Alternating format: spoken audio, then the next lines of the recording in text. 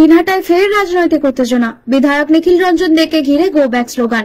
বিক্ষোভ তৃণমূলের। ছোড়া হলো ডিম, গাড়ির কাঁচ ভাঙল বিধায়কের। বৃহস্পতিবারের এই ঘটনায় ব্যাপক চাঞ্চল্য দিনহাটা আদালত চত্বরে। জানা যায়, পুরনো একটি মামলার হাজিরা দিতে এদিন কোর্ট চত্বরে আসেন বিধায়ক নিখিল রঞ্জন দে। সেই সময় তৃণমূলের তরফে গো ব্যাক স্লোগান দেওয়া হয়। পরবর্তীতে কোর্ট থেকে বেরিয়ে যাওয়ার সময় তাকে দেখে ফের গো ব্যাক স্লোগান বিক্ষোভ দেখাতে থাকে তৃণমূল কর্মী সমর্থকেরা। বিধায়কের দিকে ডিম ছোড়া হয়, গাড়ির কাঁচও ভাঙা হয় বলে অভিযোগ। যদিও এই অভিযোগ অস্বীকার করেছে তৃণমূল কংগ্রেস। ঘটনার সঙ্গে সঙ্গেই পুলিশের নিরাপত্তায় কোর্ট চত্বর থেকে বিধায়ককে বের করে নিয়ে আসা হয়। সেই সময় বিক্ষোভ দেখাতে থাকেন তৃণমূল কংগ্রেস কর্মী সমর্থকেরা। ঘটনায় ব্যাপক চাঞ্চল্য ছড়িয়েছে।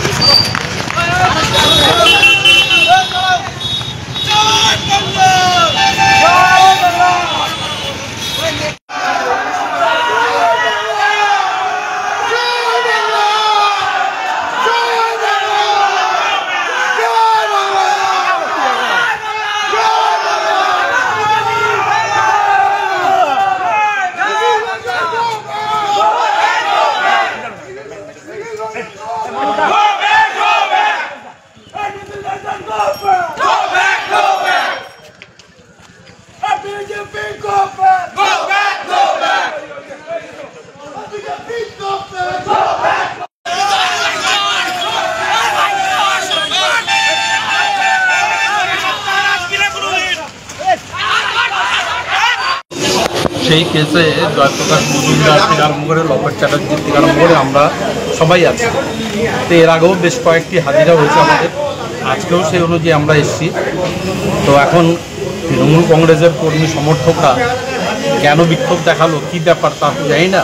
তার মানে আদালতের কাজে আমাদের বিজেপির যারা বিধায়ক বা বিজেপির কার্যকর্তা তারা আদালতে উপস্থিত হতে পারবে না, এই ধরনের কালচার চলছে পশ্চিমবঙ্গে। কাজে এইটা বুঝতেই পারছেন যে কাদের মদতে হচ্ছে বা কী হচ্ছে ব্যাপারটা।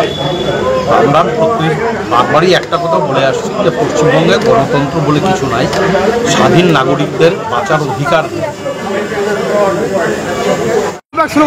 গাড়ির কাজ ভাঙার অভিযোগ ওরাই ভেঙেছে, ওরাই ভেঙে এখন নাটক করার চেষ্টা করছে।